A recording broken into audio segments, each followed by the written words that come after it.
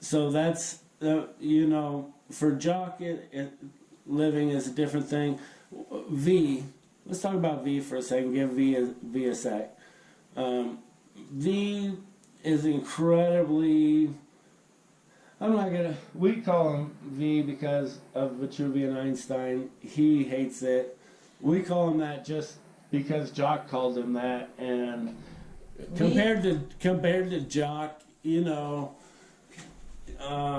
V is the extreme of logic, and Jacques is the extreme of emotion. And anything that is, you know, Bob said once before, anything that is visceral, anything that is emotionally charged, good word, emotionally charged, V can't handle it. Like, V falls apart if there's anything that has to do with emotions. He does not cope well at all. And it took me a long time to try to work with V once he emerged, because he emerged with all of these charged emotions, obviously, that kind of got like filtered over from Jacques. Well, it was very difficult. It was almost impossible. It was a very, very difficult time for him. And I helped him work through it through logic.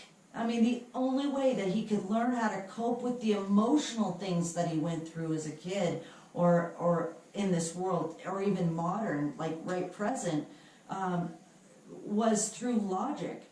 He does not deal with emotions at all. So, and scale of 1 to 10 difficulty, no joke, being married to the Magnificent Seven is challenging. I mean, there's no other word for it. And my first video, it is challenging. Level of difficulty, extremely difficult. I wouldn't say mission impossible difficult, but definitely extremely difficult. And that is Tammy's definition of a one-word answer. So.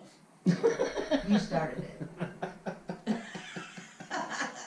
So we do to tell the personalities apart.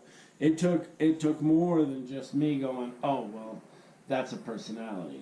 It took me going, this is me, and it took Jock going, this is me, and it took V going, well, the ones that come out less, V, Panther, Gabriel,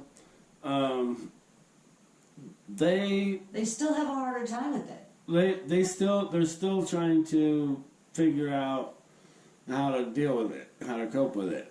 Yeah. Because the less time you have in the body, the less time you have to cope and deal. Right. With each personality, right? Right. And each personality really needs somebody to talk to. And in a counseling session, even if you go 3 days a week, you're okay. So 3 personalities got a freaking hour. Maybe. You know, maybe. If they were too shy, so, they didn't want to. They didn't want to come out and talk to the therapist in the first place. Right. So figuring out D.I.D. takes way more, and it's not. The difference between someone acting and what I mean by that is an actor, like preparing for a role or whatever, right? They get pretty deep into it or whatever, but this is different. This is identifying what you are, because I can't identify what I'm not. Whereas most people, the easiest route to figuring out who you are is to figure out who you're not. Who you're not first. That's right. Right? That's the easiest way. But I can't do that because there's somebody in my head that is. Very true. Or. But the whole learning process. Maybe not every time. The whole learning process was identifying what was distinctly you. What are your memories? What are very distinct, vivid memories of your own? Because memories, for people with D.I.D., kind of float into your own consciousness. Like a dream. It's kind of as they've described to me. I mean, I've only been the observer. As they've all described to me, that those memories that are not their own are vague and foggy, like a dream. So Right. that's how they can tell what's theirs and what's not theirs. And we also know that if it's foggy in a dream, there's a damn good chance that it's not real. Possibly. Possibly not real. Possibly not I'm not real. saying it's not. Especially in like V's case. V, out of everybody, probably has imagined more memories than he's actually had. Yeah. And the rest of them, I think they're pretty solid in what they remember.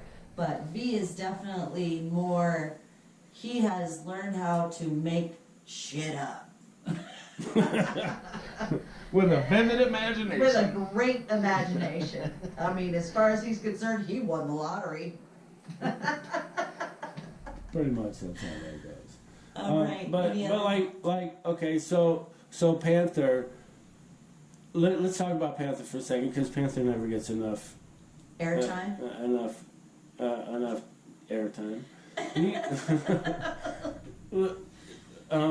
Panther and memories. Let's not discuss the things that he's talked about, because We won't go into specifics. No. let's not talk about anything like that. But getting something out of Panther, how hard is it to get a memory out of Panther? He doesn't like talking about much. He doesn't like talking really. Only like the last year has he really like told me his actual memories. A lot of the memories that Panther's had have actually like kind of floated in and filtered into Bob's memories or Bill's memories. But the truth is, those were Panther's, and he tells his story not very well. He used to just grunt a lot. And I could always tell Panther was out, because he always gave me this sideways glance, like, kind of get the fuck out of my face, to be honest. But recently, he talks about his memories, and unfortunately for Panther, there's not a lot of good ones. He's endured a lot of suffering, and I'm going to put it very vaguely. That's enough. No, a lot of suffering. That's enough in his life, Mm-hmm. and so for him to voice those, it's difficult to bring him back, to reel him back in, because when he starts talking about his memories, I have to pull him back to the present. I have to bring him back to, where are you now? Your feet are on the ground, because he has terrible flashbacks. There's no other way to put it. He actually relives every memory that he experiences or has experienced. And it's pretty tough. But so we do a lot of grounding with Panther. Well, the reason I asked is because everything Panther says is allegedly, and allegedly, it's all allegedly. He refuses to admit anything that he's ever done. We'll just say done. Yeah. Yeah. We'll just leave it at that. He always says allegedly. So He'll never admit fully. So to recap real fast, the best tips for a couple or somebody dealing with D.I.D. is probably